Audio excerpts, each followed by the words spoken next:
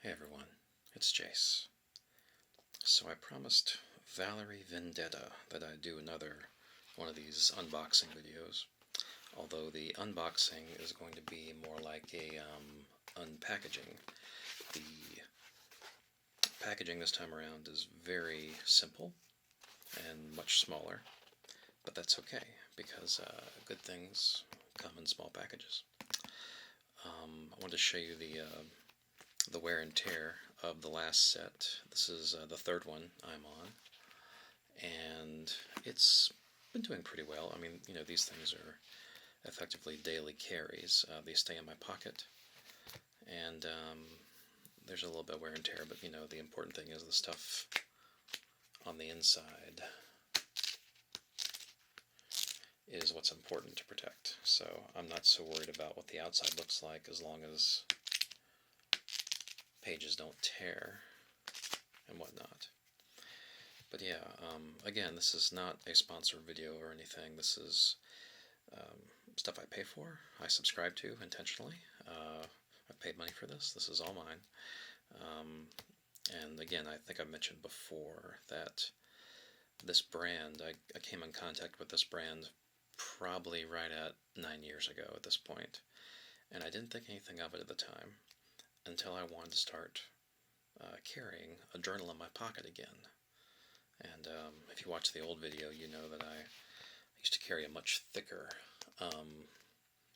perhaps like even 3/4 of an inch thick journal in my pocket all the time, years and years ago. But once I started carrying a cell phone, I couldn't do that anymore because they weren't jiving very well in the same pocket anymore. But yeah, so this one, I think I started this one right after I got back from Bonnaroo about a month ago, and it's held up pretty well. I'm almost done with it, actually. I think I'm 2 pages from the end. Yeah, so that's that one. So let's crack into this one. So the last subscription was a U.S. interstate highway system themed, hence why this is it's the Eisenhower 5-star general type thing going on here. It's the Eisenhower interstate system is why this 5 stars, or why these 5 stars are here, and of course red, white, and blue. And so that was the last subscription. I'm going to put this over here. And this subscription is supposed to be the U.S. National Parks system. And of course I've taped over all of the important information. I'm not sure if Field Notes minds their address being publicized, but I sure do. So I blocked that out right there. Yeah. Alright, let's crack this open. Again, nothing as ornate as last time. Let's see if I get a tear. A little bit of a tear before I have to start cutting, but yeah.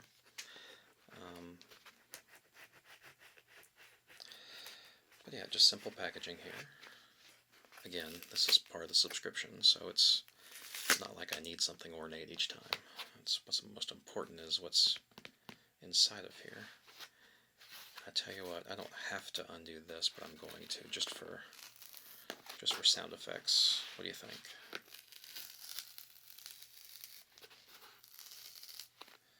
Let's put some down the other ear as well.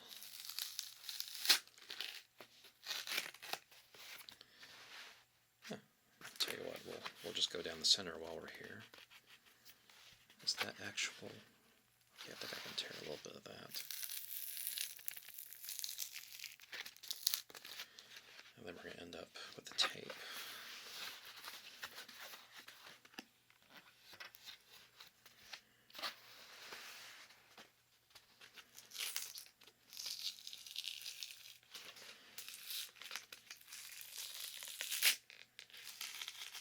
That's okay.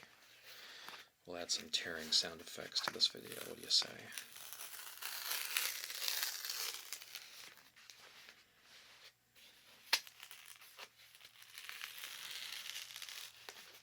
Let's make it a little more ear to ear here.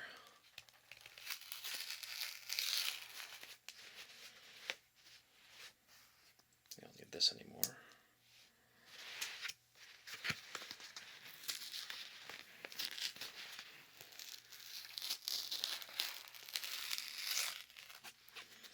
You can sort of see the journals poking out.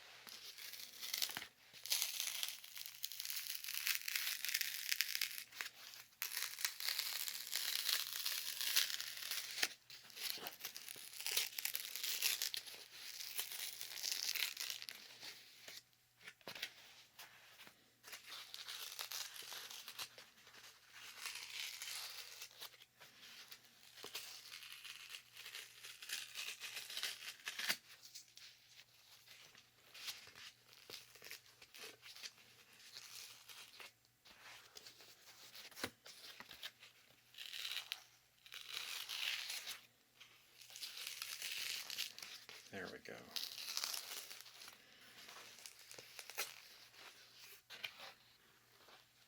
These are very shiny in the light, but okay, so there's 3 packs of 3 each. You can sort of see the color. Make sure there's no shine, that you can see the colors, but yeah. These cover 9 different national parks here in the United States. Maybe we should do just a pure tearing video next time. If you're interested in a pure tearing video, let me know.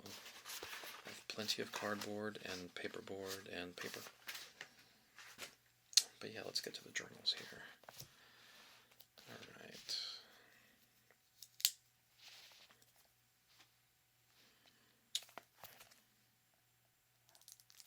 Let's do it on this side just so we don't damage the, well, I guess there's no nice way to do it except for just on the corner there. We will get some plastic unwrapping sounds here.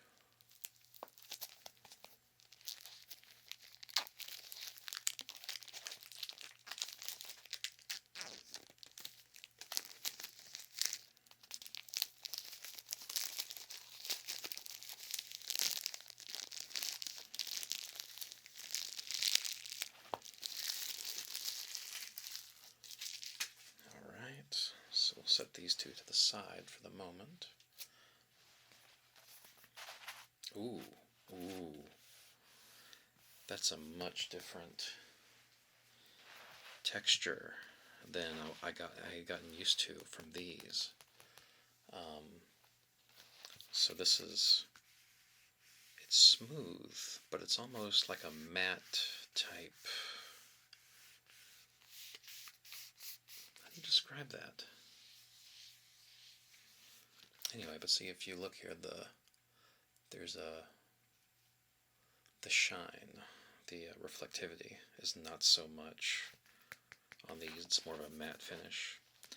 And I actually I write on these on the front to denote the dates and the cities I've gone to while riding in them, you know. And these were actually a bit of a pain to write on the front. I did, but it just took longer and had to be a little more patient with it. But these, not that it's going to be hard to write on these because it's so beautiful, all of these. But I can, though, which is good. Much more easily on these than on these. But these had the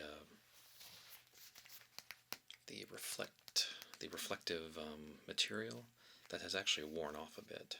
But yeah, anyway, just a little comment on the finish. But I think each subscription that you get is, I mean, it's not just a different theme, it's a different type of paper on the interior, different colors. I mean, they even moved the logo from here to here, and the annotations are different as to the, I guess, the subtitle, if you will, as to what's going on with the product. Anyway, so yeah, let's dig into this. All right, so here we have Yosemite National Park, and it's got a star field. Very gorgeous star field with the mountains in behind it. And I think that's the Milky Way with a shooting star going on.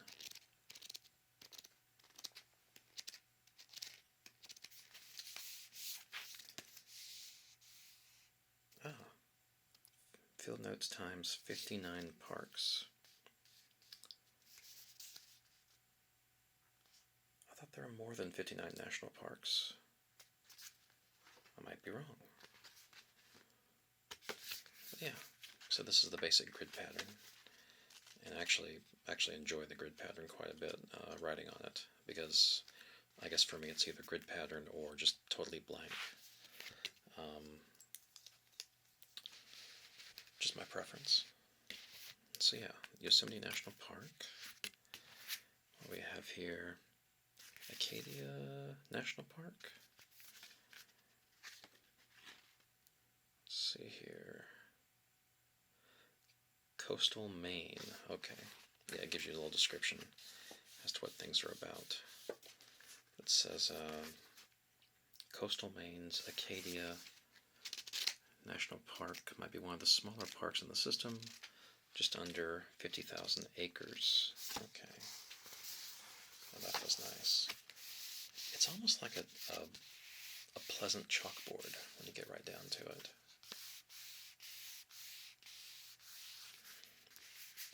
Yeah. Let's see what this one said in the back. First sentence of this one says, see if I can read upside down to y'all, and y'all can sort of read along if this is actually in focus. But Yosemite National Park is not only a shining star of the U.S. park system, its preservation also gave birth to the entire concept of America's national parks. Yeah. Alright, so there's Yosemite,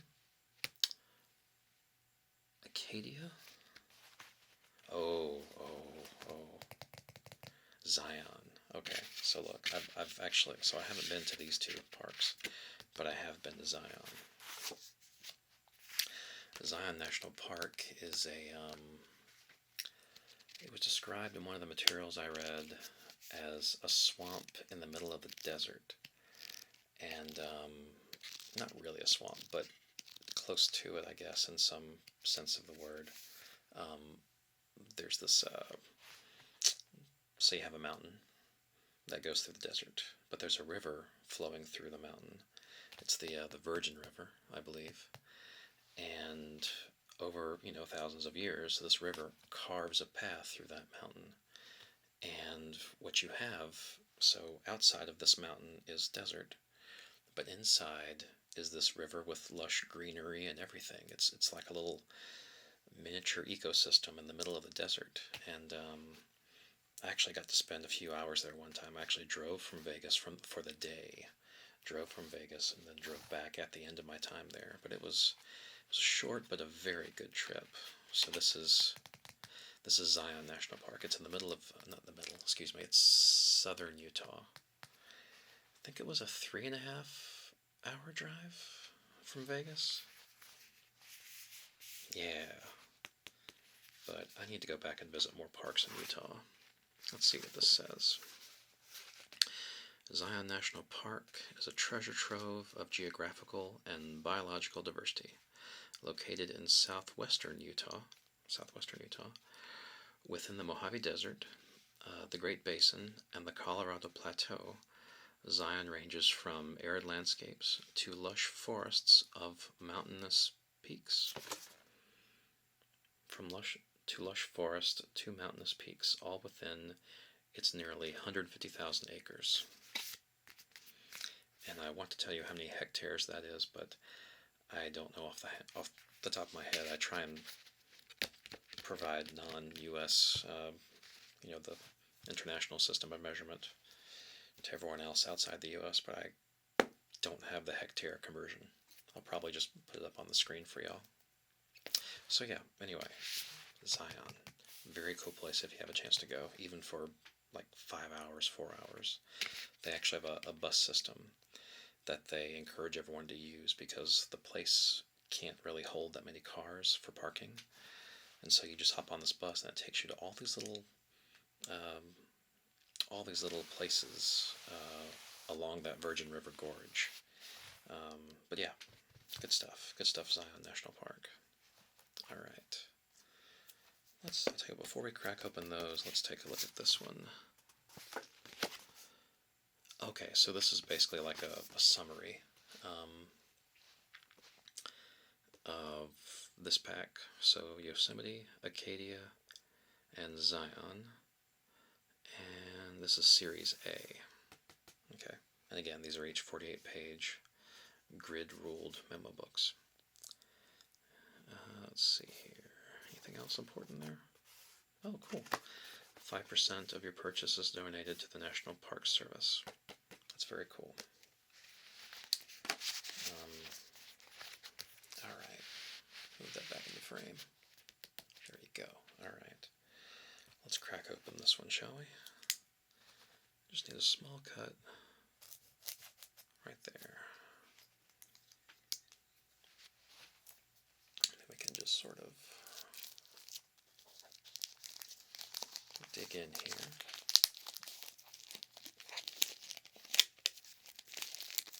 And while I'm doing this, I am actually curious if you'd like to see like a pure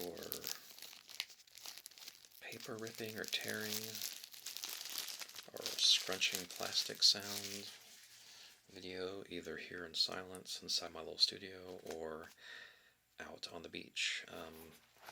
Still looking for new ideas to do on the beach. I still have plenty that I need to do, but I'm always afraid I'm going to run out. So, yeah.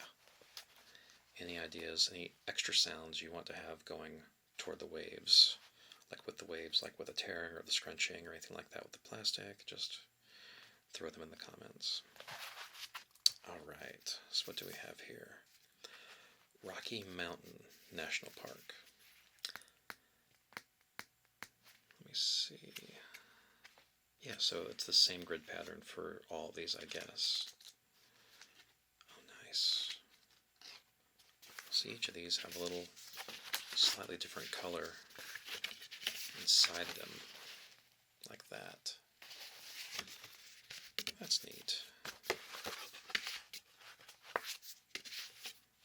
Okay, let's read what we have for Rocky Mountain National Park. Upside down for you. Rocky Mountain National Park is, as its name implies, rocky. It's one of the system's highest elevation parks, topping out at Long Peaks, 14,259 feet. This breathtaking sketch of public land contains more than 250,000 acres of the Rocky Mountain Range.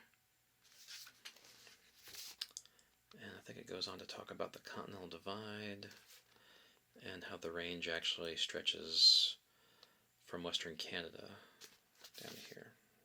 Yeah. So there is the one for Rocky Mountain Park, Rocky Mountain National Park. I love these colors here, purples and pinks, and a little bit of blue, but mostly purples and pinks. Very nice. Try to make sure these stay in frame. Yeah, okay, cool. What do we have next? Alright, this is Yellowstone. Not Jellystone from Yogi Bear lore, but Yellowstone. That's a blue interior. Man, these are pretty. Alright, let's see what we say about Yellowstone.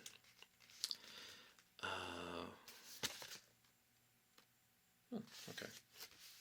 When one hears the words National Park, the first to come to mind is often Yellowstone, a crown jewel of the park system.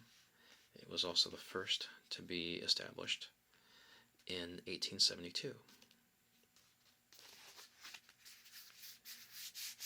Again, I love that texture.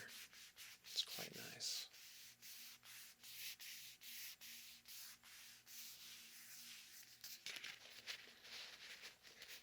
Alright, and I think this last one here,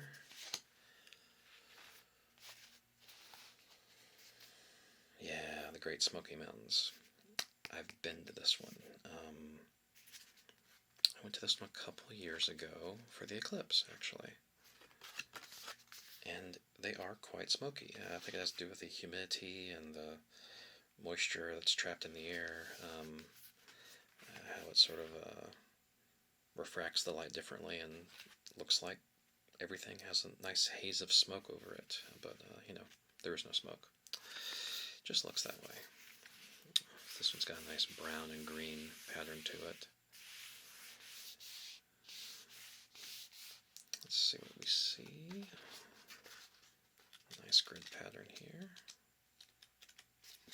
Once again. Alright. The Great Smoky Mountains cover 250,000 acres across the Tennessee-North Carolina border. And that's actually where we saw the eclipse, was North Carolina. After President Andrew Jackson's Indian Removal Act of 1830, yeah, topical, forced the native Cherokee from the region, European settlers nearly logged it into tireless oblivion. What does it say? Treeless oblivion. Yeah. The Great Smoky Mountains National Park was officially established on June 15th, 1934.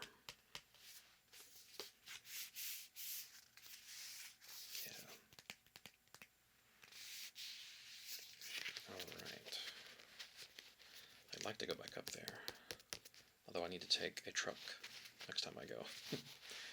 We actually got stuck in, well, we got stuck on a hill that we couldn't get out of. We had to call a truck to come pull us out.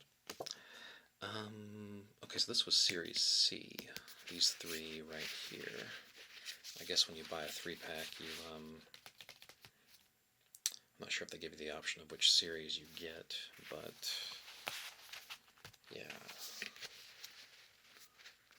I have to stack those differently because they're about to fall over. Alright. Again, Series C.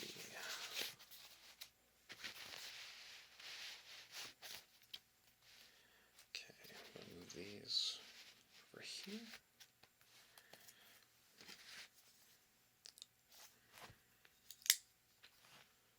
One little cut. That's all we need. Should only use a tool to the extent where you need it. Anything more is, well, overkill.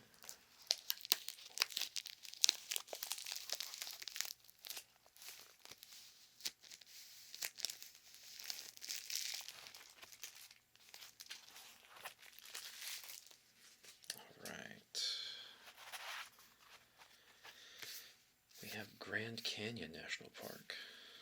Lots of orange there, almost like a sunset.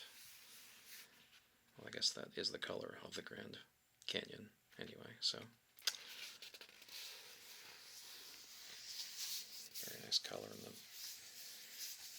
back of the covers there.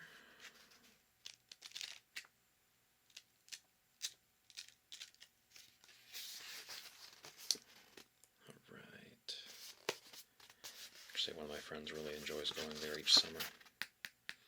I need to go there eventually. There's just so many places to go here in the U.S. and only so much time off. Let's see here.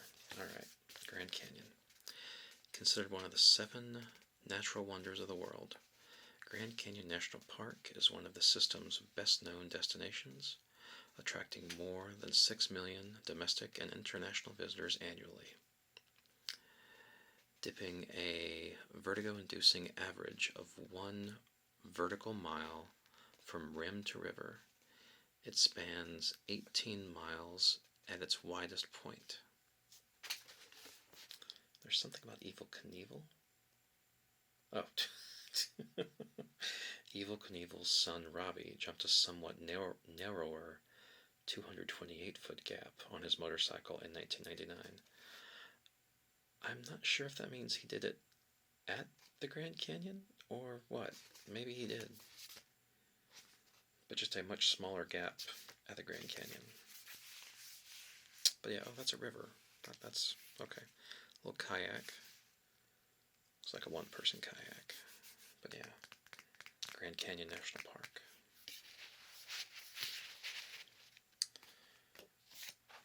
Alright, what do we have here? Mount Rainier National Park. Man, that's pretty, all the colors.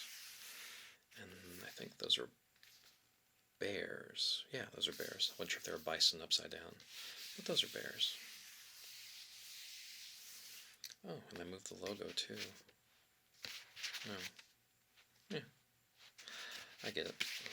So they just moved the logo out of the way of the primary focus of the art, I guess.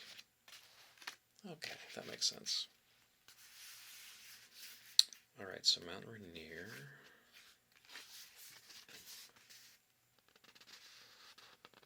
Okay. Mount Rainier National Park takes its name from the 14,411-foot tall, snow-capped stratovolcano. Okay, that threw me for a loop. That lies at its center, covering more than 230,000 acres. The park features more than 25 glaciers, valleys, and meadows, and a large old-growth forest. The park receives more than 5 times the rain and snow than any of the other region in the area. As someone from a place that receives a lot of rain, I can appreciate that. Yeah, Mount Rainier. I think that's almost every single color in the spectrum right there. We have, yeah, red, green, blue. Okay, yellow. Yeah, almost every color in the spectrum. Or Roy G. Biv, anyway. Red, orange. Oh God, what was it? Roy G. Biv. Red, orange, yellow, green, blue, indigo violet? Indigo violet? Roy G. Biv. Yeah. Alright, the last one. Joshua Tree. Okay. So now I'm 3 for 9. Okay, I've been to 3 out of 9 of these. Joshua Tree is sort of, it's gorgeous, but very, but not quite barren, but like I wouldn't want to stay there for too long without proper supplies. But yeah, it's just a gorgeous area with these funky looking trees, hence Joshua Tree. Yeah, a friend and I drove there one time when I was out in California. Let's see. Lots of purples, reds, oranges. Again, sunset colors. Oh, nice purple. Alright. Again with the grid pattern here.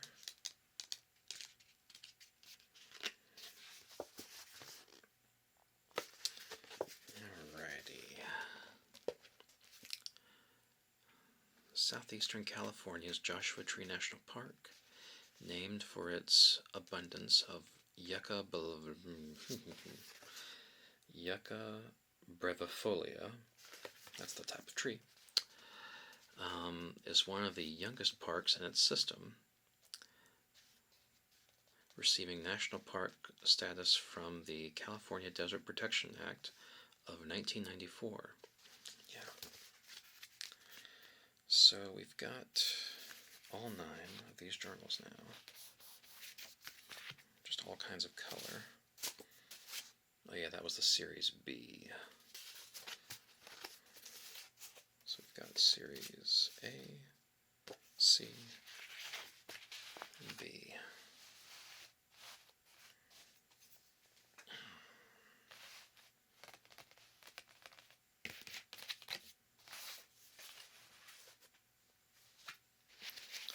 break all these out one last time. Those of you affected by large bursts of color, look away. I'm not kidding. There's a lot of color here. Can I get all of that in the frame? I think I can. Yeah. I guess here's those little back pieces there.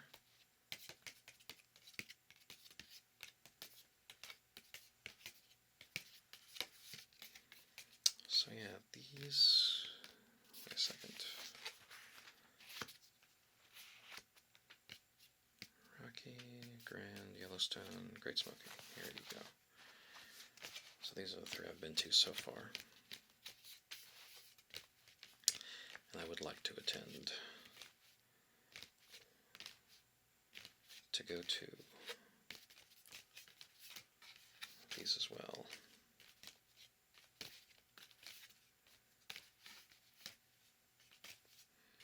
Yeah.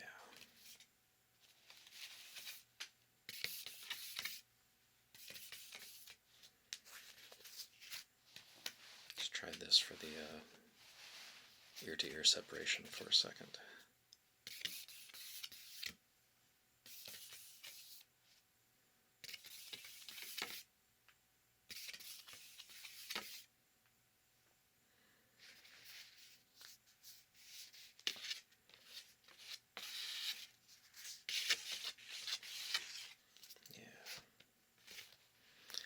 So, this was the unboxing.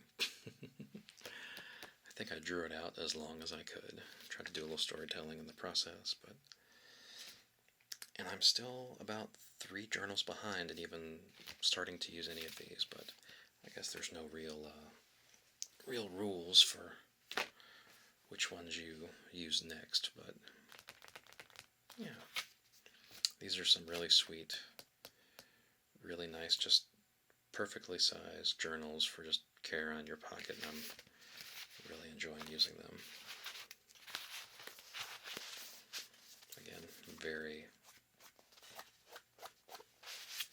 thin, very portable. And it actually says, where is it? Some of these. Oh, I guess they took off the tagline, but it says durable materials on them normally. And made in the USA, which is becoming a rarity these days.